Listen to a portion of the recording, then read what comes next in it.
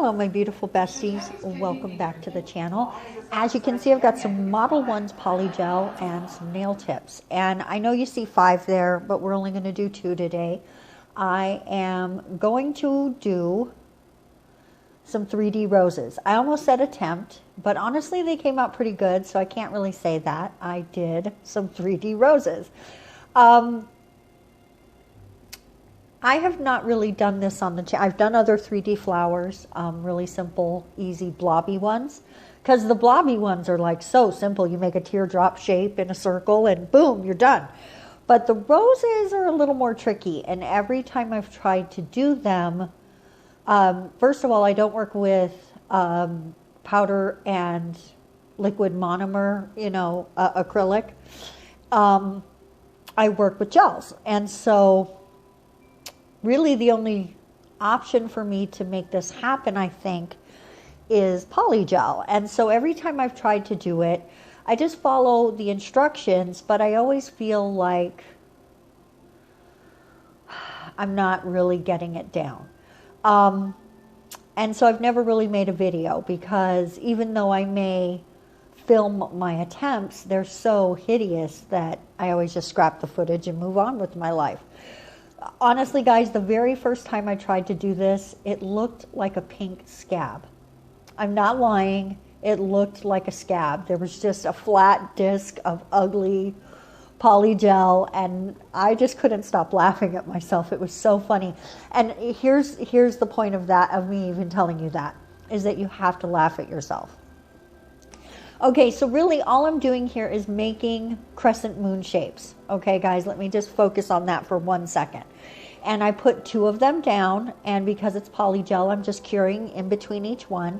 And if you're doing this on a client or a friend or a practice person, whoever you're working on. See, I'm struggling, but I'm starting to get it where I want it to go. You can just, as they cure one part, you can work on another hand. So you can stay working the whole time. Then the same thing on the other side, just a little ball and make a little crescent shape. Now the one thing that I'm going to say when you're going in for those more in the middle petals, go set your ball down further in than you think it should go, because you're pressing backwards. And if you set the ball where you want the petal to be, it's going to end up being out further than you want it. And you see me struggle with that a few times where I've got to reposition my petal because I didn't set it down correctly. As with anything, the beauty with polygel is that you have time to play and perfect. And while I was doing these, I decided I was just going to stop being stupid about it and transcend the feeling of failure. And even if I made a mistake, I was just going to keep going. And that's what I did. The very first flower I completed, it was just because I didn't let myself give up. When I had those 2 first crescent shapes, I was like, you know what? This looks really stupid. And I almost threw it in the garbage. That one right there, that rose right there. And then I was like, well, of course it looks stupid right now. It doesn't have anything else with it. And so I breathed it out. I transcended that moment of feeling like a failure. Because honestly, when you're trying new things, guys, that's what you got to do, right? You've got to rise above those thoughts. You've got to let them fall away from you so you can continue to improve. And that's sort of what happened. I was like, no, I'm going to keep going. Even if it turns into the ugliest rose ever made on a nail, I'm putting this up on my channel. I'm going to make this happen. So just the determination of it made a difference. We're back to the purple nail now. I'm not sure. I edited this last night, so honestly, guys. Now on this purple nail, I decided to go 3s instead of 2s for the outside. So I'm just doing it on the thirds, right on the thirds. I don't know why I felt like I had to say that twice. That always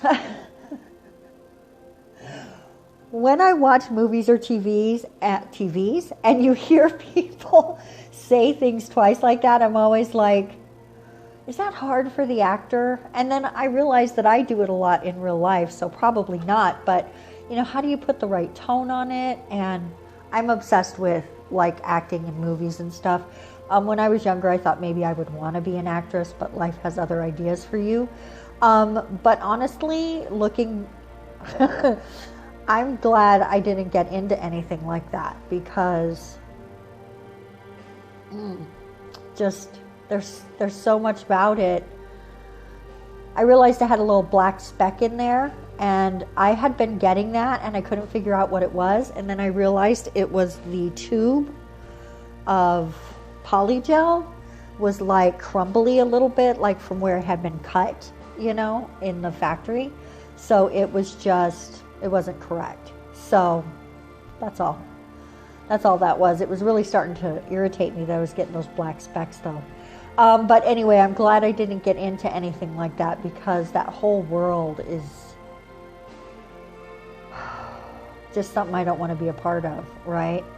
And especially when I was younger, like the casting couch now is still pretty bad, but you know, I don't want to have to mess with Harvey Weinstein types, if you know what I'm saying.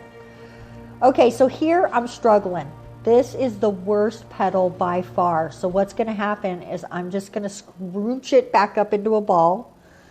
Scrunching, it's a new thing, guys. I've just coined the phrase, scrunching. I scrunched it up, and now I'm just going to flatten it back out. And now here's the thing. If that were acrylic, you could not do that. And I'm not saying that makes polygel better. I'm just saying that it's a feature of polygel to be able to redo your work. And so now I'm just perfecting the edge. And one of the things that I'm doing, and I don't think that I mentioned it already, is that when I am making the petal, part of the process is to sort of tap against the back of the petal to give it that fluttery shape. So I'm not really doing, it's just sort of a slight pushing motion, but like a tap, tap, tap to bring the edges up a little bit. And then you want to get it in the lamp right away so it doesn't fall. And that gives you more of a, you can leave them flat, absolutely, especially if you're going to do like encapsulated one. But honestly, I just think it looks so much better if it's got that little waviness to the petals, because you know, real flowers in real life aren't always flat petals, right? There's some movement and some variation in the shape of them. So I actually found this process to be pretty fun once I transcended that. See, there's some more of that black. Once I transcended that feeling of I am just a complete failure at this, and just let the process teach itself to my hand. I don't know how else to say it. It's just like your hand becomes accustomed to making certain motions, and then it gets more adept at it, and it becomes more natural feeling, and you just improve. And the more I went on, the more I felt like I was really sculpting something. And of course, that's because I really am. And it's super fun to push your boundaries and not stay in the safe zones, because the safe zones hold you back.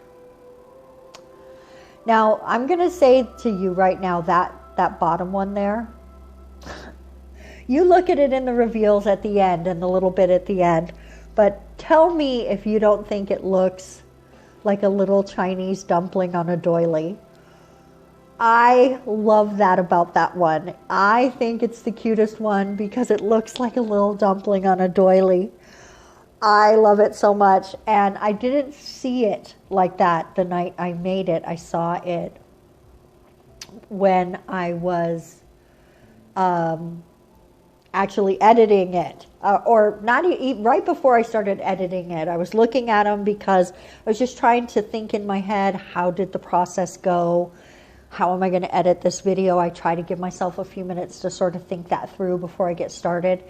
And I just started cracking up. So now what I'm doing here is just placing a little bit of top coat, non-wipe top coat, and some micro beads in the center. And I know real roses don't have purple micro beads in the center, but I couldn't resist it. Those little holes just were so perfect. And I could have done white ones, but I didn't want to, you guys. And oh, that's too close. Oh my goodness, you guys. Oh my goodness. Okay, I'm gonna have to re-edit this. You will not be seeing it like I'm seeing it because this is wrong. But tell me how cute these came out. And tell me that doesn't look like a dumpling on a doily. Let me know what you think of these in the comment section below. You guys are literally the best, and I will see you next week. Mwah! Have a wonderful weekend. Bye-bye.